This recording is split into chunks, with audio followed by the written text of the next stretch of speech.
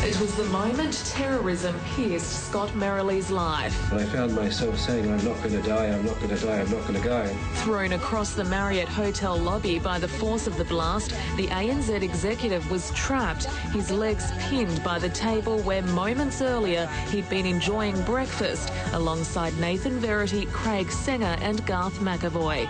New pictures show a bomber arriving via taxi, calmly passing security checks and casually checking into the Marriott hotel.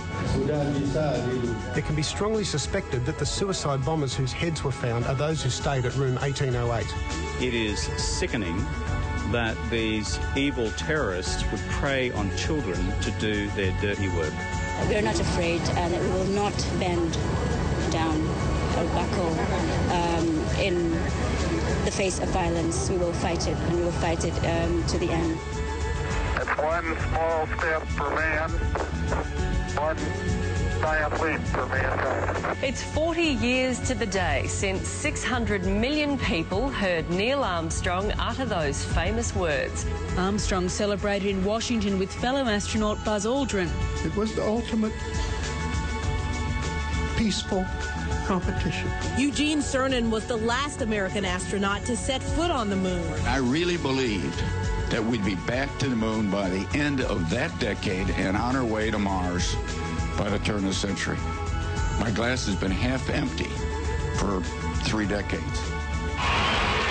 It should have been a friendly, but this was the hostile reception for David Beckham last night as LA Galaxy played AC Milan.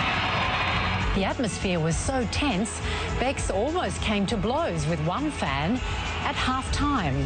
Walked over after the whistle and just said, you know, you need to calm down and, you know, try and support the team. And one of them jumps over and you know, I thought it was to shake my hand, but maybe not. Well, England has won the second Ashes Test at Lord's, beating Australia for the first time on the sacred ground in 3/4 of a century. We knew about all those records and facts coming into the game. It wasn't, you know, any more of a motivating factor for the team to want to play well. You know, we've a very proud record here. We had a very proud record here until now. But the disappointing thing is, I guess, and losing any test disappointing. Losing on the biggest stage that you play Test cricket on makes that a little bit more disappointing. But you know, as a group, you know, we've just been a bit off the mark right the way through the game. The hero for the home side on this final day at Lord's was Andrew Flintoff. It was his last Test match at Lord's, a 5-wicket haul. He was instrumental in this famous English victory. We can enjoy it, but we've got to move on to Edgbaston. Because we know Australia, they keep coming back and back and back at you. We've got so many special players in that dressing room that if we for 1 second think our job is done, we'll get found out. Sunrise returns tomorrow from 6 a.m.